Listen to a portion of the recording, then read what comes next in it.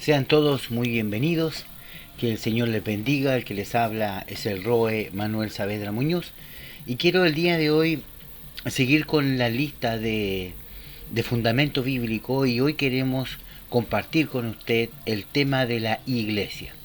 Vamos a ver qué es lo que significa la iglesia, qué es la iglesia y quiénes componen la iglesia, el papel fundamental de la iglesia en la tierra. Así que vamos a ir al escrito para ver qué nos dice la palabra del Señor. Jesús se refirió solo en dos ocasiones a la iglesia: Mateo 16, verso 18 y Mateo 18, verso 17. En contraste a la expresión reino de Dios, que aparece un centenar de veces en los sinópticos, en los evangelios. La palabra iglesia se deriva del sustantivo griego eclesía, de kaleo, ya kaleo ek, que significa llamar afuera, asamblea pública, generalmente de orden político, de polis, que significa ciudad. Es decir, la iglesia en su etimología, en la palabra, en este caso eclesía, que es salir afuera, asamblea pública, estar, ¿cierto?, anunciando la palabra en la calle, afuera, salidos afuera. Esto tiene que ver mucho porque muchas veces nosotros vemos la iglesia como dentro de las cuatro paredes, pero la iglesia no es las cuatro paredes. La iglesia es algo mucho más grande y más glorioso que cuatro paredes. Vamos a seguir con nuestro escrito. Dice que la palabra eclesía, que vendría siendo en griego iglesia, son los que son llamados afuera. Una nueva comunidad teocrática convocada desde el cautiverio para adorar y servir a Dios y de demostrar su señorío en medio de su pueblo. Y esta palabra que usa la Septuaginta se llama cajal. La cajal es una congregación. La palabra cajal fue usada, ¿cierto?, en la Septuaginta cuando habla de el pueblo de Israel en el desierto, en Números 10, verso 7, en Deuteronomio 31:30, Primera de Reyes 8:14. Ahí aparece la palabra cajal, es decir, el concepto de congregación es mucho más antiguo que el texto de Mateos. Obviamente nosotros vemos la palabra iglesia o congregación como la iglesia, pero la palabra cajal, congregación, viene desde muchos años atrás con el pueblo de Israel en el desierto. Ya estaba el concepto de cajal, de congregación. Vamos a ver la esencia y la forma de la iglesia. La identidad de la iglesia en el Nuevo Testamento es paradójica. La iglesia es al mismo tiempo un movimiento histórico, realidad particular, y un testimonio a la humanidad. A la vez, la iglesia es santa y es pecadora. Se mantiene en tensión dinámica y constante entre su realidad histórica y la anticipación escatológica de las cosas que van a venir, es decir, el reino de Dios. Vemos acá entonces que la iglesia, dentro de su forma y dentro de su esencia, es santa, pero a la vez también es pecadora. ¿Por qué? Porque se reúnen los pecadores a alabar a un Dios santo. Es decir, es una conjugación de palabras ahí. También hay otra conjugación de palabras que podemos usar, que tiene que ver con que la Escritura quiere que usted esté muerto para el mundo, pero vivo para Dios. Pero usted en este mundo también tiene que vivir. Entonces somos muertos vivientes, somos personas muertas para este mundo, para el sistema, pero vivos para Dios.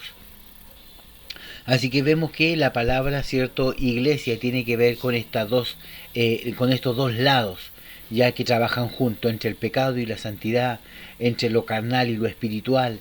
Ese es el rango donde la iglesia tiene que marcar un precedente, en donde la diferencia que hace con el mundo es que en la iglesia está lo espiritual, en la iglesia está lo santo y no lo pecador. En el Nuevo Testamento, en singular, la palabra iglesia se refiere a algunas congregaciones locales, Hechos 11:22, pero a veces también a varias congregaciones, Gálatas 1:13, Hechos 9:31.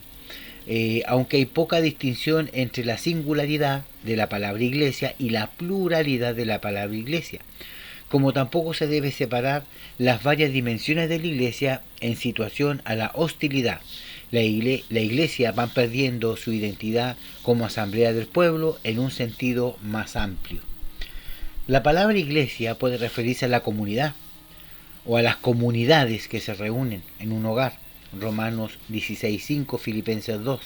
Es decir, la iglesia en su comienzo, en su estado original, nunca fue un templo, nunca fueron cuatro paredes, siempre fue una calle, una plaza pública, donde hayan dos o tres, él está en medio, la congregación de los santos, un hogar, una casa, era la iglesia de los primeros siglos. En el primer siglo de la era cristiana vemos que la iglesia estaba en los hogares de los hermanos, donde podían orar, cantar, predicar, orar por los enfermos, y se hacía este trabajo diariamente.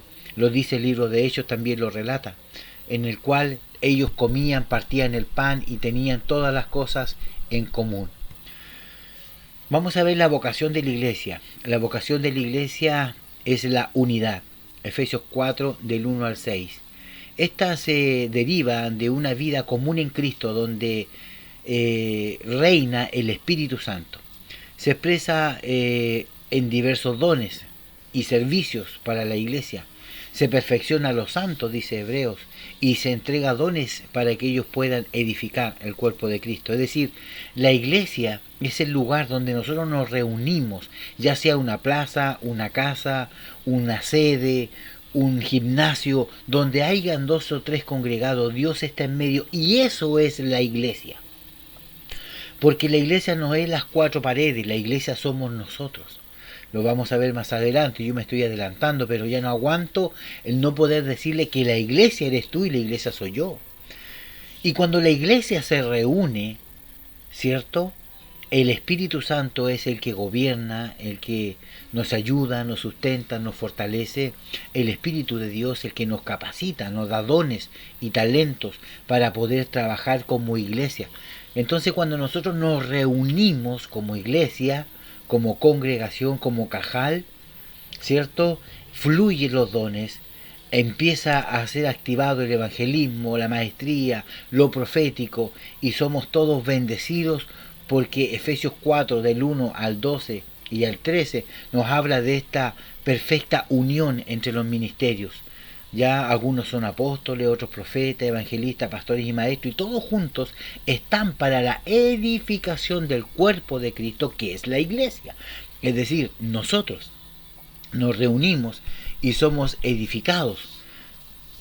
Esta iglesia, que es usted y que soy yo, que ya no es las cuatro paredes, tiene que tener la autoridad de Cristo y del Espíritu Santo, que es el que guía y el que fortalece y forma nuestra vida.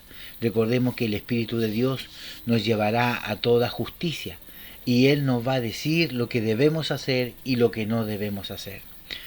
La iglesia tiene una autoridad especial porque la autoridad la da Cristo a través del Espíritu Santo. La iglesia recibe autoridad al proclamar el Evangelio, Mateo 28, 19, 20. Debemos nosotros proclamar, salir afuera, hacer eclesía y anunciar la palabra del Señor, que tiene que ver con Cristo, con el reino de Dios y su justicia.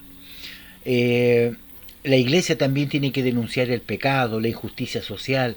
Eso es lo que hace la iglesia en el trabajo de evangelismo. También se ora por los enfermos dentro de la iglesia y la congregación, donde se trabaja en contra de los poderes del maligno, de toda potestad, gobernador, principado, espíritu, demonio, y en la iglesia se hacen oraciones de guerra, oración de intercesión. Por eso es que es necesario que nosotros nos reunamos, porque todo eso ocurre cuando los santos se reúnen. Si los santos están dispersos, cada uno en su hogar, eso no va a ocurrir, aunque usted sea la iglesia. Usted en su casa es la iglesia, yo en mi casa soy la iglesia.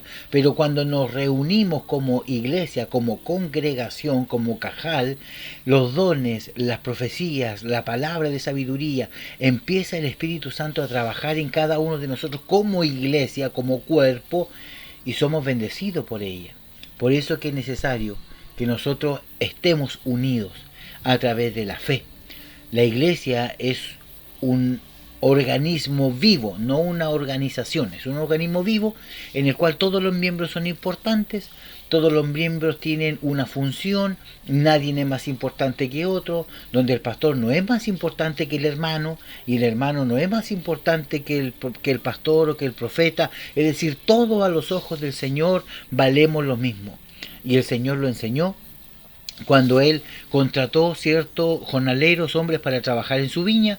Unos llegaron temprano, les pagó cierta cantidad de dinero, y los que llegaron al final trabajaron menos, pero también le dio la misma cantidad de paga. Eso significa que delante de los ojos del Señor, tanto los que tienen grandes rangos o pocos rangos, para Dios ellos valen lo mismo.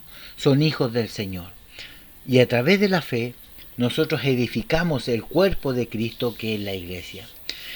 Dentro de la iglesia nosotros también tenemos compañerismo con los hermanos. Como creyentes, entre nosotros mismos nos acompañamos, oramos, hacemos amistades, hacemos koinonía. La palabra koiné ya tiene que ver con koinonía, hacemos comunidad, hacemos, como diría a lo mejor un militar, hacemos patria dentro de la iglesia. Nosotros tenemos un ágape, un compañerismo, y sobre todo cuando tenemos la cena del Señor. La Biblia dice que la Santa Cena, la cena del Señor, que es una de los principales pilares de la iglesia cristiana, uno de los dos sacramentos importantes, aparte del bautismo, la cena del Señor es una cena para compañeros.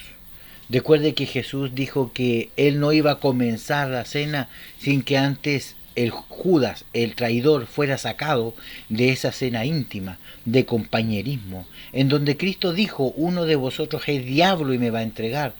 Por lo tanto, es necesario que en este compañerismo que tenemos nosotros como hermanos en la iglesia, podamos nosotros, cierto, ser honestos, ser sinceros, poder abrir nuestro corazón y realmente reconocer que sin Dios no somos nada, de que todo lo que podemos ser y tener es por obra del Espíritu Santo, por una bendición de Dios, porque Dios nos ama, Dios nos ha bendecido, Dios nos prospera, podemos sembrar en la vida de los hermanos, compartir ese compañerismo con ellos, hacer iglesia, hacer historia. Yo no sé cuántos hermanos usted tiene que por años han sido hermanos en la fe, a lo mejor no caminando en la misma iglesia, pero son hermanos de batalla, hermanos de guerra espiritual. Y eso hace el compañerismo. Ya una vez que Jesús encuentra a sus discípulos y los hace, cierto, vivir juntos, eso se llama compañerismo. Ellos tienen que ser amigos, hermanos, apoyarse entre ellos. Y eso hace una familia, porque la iglesia es una familia, la familia de Dios. La misión de la iglesia, siempre la misión de la iglesia ha sido el poder expandir este evangelio para que todos puedan llegar al conocimiento de la verdad, ¿ya?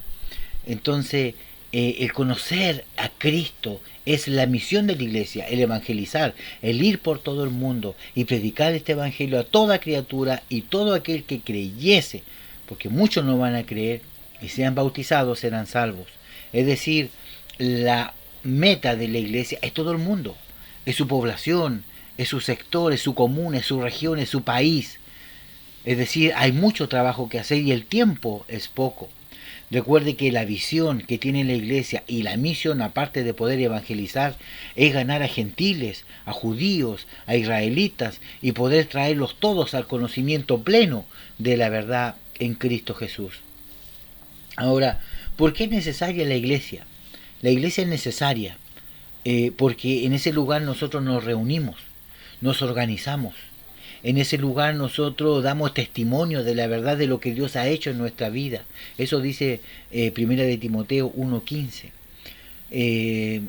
A través de la iglesia nosotros encontramos, cierto, también la oportunidad de adorar a Dios con libertad, no como en nuestra casa, sino que entre todos juntos cantamos unánime al Señor y sentimos una libertad en Cristo. Salmo 134, versos 1 al 3. También en la iglesia se coordina, se predica, es oportunidad de trabajo, de desarrollar los dones y los talentos. Primera de Corintios 15:58. Entonces, ¿es necesaria la iglesia? Claro que es necesaria, porque ahí es el lugar que tenemos para reunirnos como congregación y de esa forma poder bendecirnos los unos a los otros, estimularnos los unos a los otros, esforzarnos, orar los unos por los otros, ungirnos también, poniendo las manos los unos sobre los otros. Entonces es necesario, porque somos el cuerpo de Cristo. Y bueno, así como es necesario que nos reunamos dentro del trabajo que se hace dentro de la iglesia, que es evangelizar al mundo y a los gentiles, es también cierto proclamar la verdad de Cristo. Debemos nosotros recordar que la multiforme sabiduría de Dios es dada a conocer desde la iglesia hacia los principados y las potestades y los gobernadores. Eso dice Efesios 3:10. Por lo tanto, la iglesia tiene un papel fundamental en lo que es el dar a conocer, a publicar todo lo que Dios tiene para este mundo. Amor, salvación, libertad, liberación, perdón, remisión, expiación, todo lo que Dios ha hecho. Ellos tienen que conocer esas buenas nuevas. Muchas veces nosotros no entendemos a veces el término de evangelio. La palabra evangelio tiene que ver con buenas noticias. Y nosotros debemos predicar el evangelio porque en el evangelio están las buenas noticias de Cristo, el reino de Dios y su justicia, las buenas noticias del reino. ¿Cuáles son esas buenas noticias? Que Dios te va a pagar la luz, que Dios te va a pagar el agua, que Dios te va a traer a tu esposo que está en el alcoholismo, a tu hijo que está en la droga, que Dios te va a ayudar a bajar esos kilos de más. Muchas veces nosotros pensamos que esas son las buenas noticias y nos predican un evangelio de oferta y de demanda. Pero déjeme decirle, querido hermano, que esas no son las buenas noticias de este evangelio. Este evangelio tiene noticias maravillosas para su vida, para usted y para mí, noticias del reino, noticias en las cuales usted tiene que aferrarse para poder entender este evangelio y no vivir un evangelio sensorial de lo que usted siente y de lo que usted ve, un evangelio de verdad en donde usted entienda lo que Dios quiere. Yo le voy a explicar algunas cosas que tienen que ver con el evangelio del reino de Dios y de las buenas noticias. Las buenas noticias no es que el arriendo de este mes Dios te lo va a pagar. No, nosotros siempre materializamos todas las bendiciones. Cuando alguien le dice, hermano, Dios lo va a bendecir a usted, amén, usted lo primero que piensa en plata, en dinero, en cosas. Y muchas veces las bendiciones de Dios no van por ese lado, pero nosotros las vemos por ese lado. Así que ojo con eso. Porque las bendiciones de Dios, las buenas noticias del reino, no tienen nada que ver con las cosas materiales que usted cree que debe tener. Así que yo le voy a explicar algunas cosas que usted debe aprender y entender con respecto al evangelio, a las buenas noticias de este evangelio. Y la primera buena noticia es que Cristo vino. Cristo vino, el prometido en el Génesis, que le pisaría la cabeza al diablo, vino para vencer a la muerte y darnos vida eterna. Primera noticia, usted tiene vida eterna. Segunda noticia, tiene que aceptar a Cristo para acceder a esta vida eterna y no irse a un infierno sin Dios. Tercera buena noticia, usted ha sido comprado a precio de sangre. Usted no tuvo que morir en la cruz, alguien lo hizo por usted. Usted solamente tiene que aceptar al Señor, a reconocer su falta y su pecado, y Dios hará misericordia con su vida. Número 4, usted tiene que nacer de nuevo para poder entrar en el reino. Recuerde que la Biblia dice que estarán trigo y cizaña dentro de la iglesia. Señor, profetizamos en tu nombre, mas no conozco. Señor, ungimos en tu nombre, no te conozco. La única forma de entrar en el reino de los cielos, primero, es naciendo de nuevo. Y para poder nacer de nuevo, dice el libro de Juan, capítulo 3 y en el capítulo 5, que los que han nacido de nuevo no son engendrados de carne ni de sangre, sino del Espíritu de Dios. Si usted estudia a profundidad lo que significa el nuevo nacimiento, usted va a entender que a lo mejor lleva 20 años en la iglesia y nunca ha nacido de nuevo. Un nacido de nuevo tiene señales, rasgos de que ha nacido de nuevo. Primero, el mundo ya lo dejó a un lado. El mundo ya no lo puede vencer a usted porque usted ha sido sacado de ese mundo.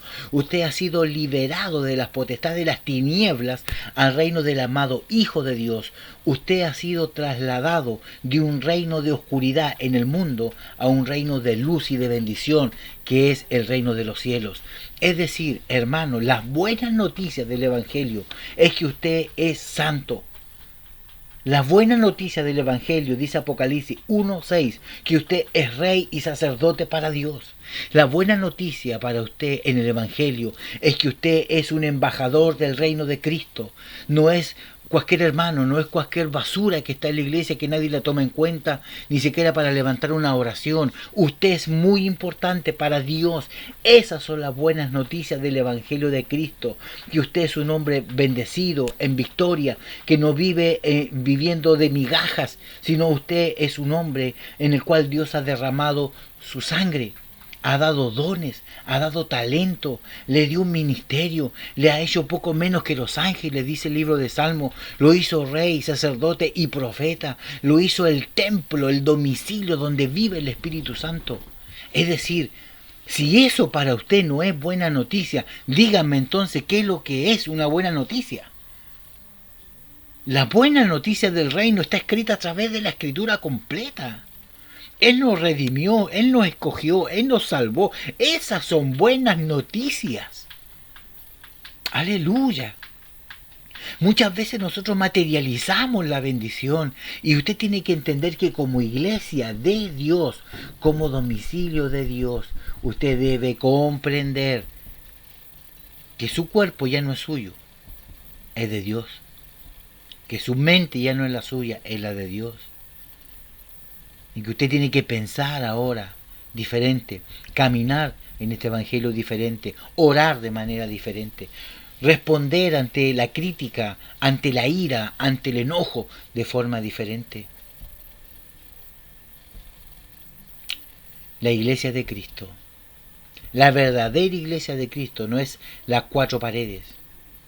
Como iglesia de Cristo nosotros, dice la Biblia, y este es el misterio, que nosotros somos la iglesia, somos la novia, somos la esposa del Señor nosotros. Somos la novia, somos el rebaño de Cristo, el edificio de Dios, el cuerpo de Cristo.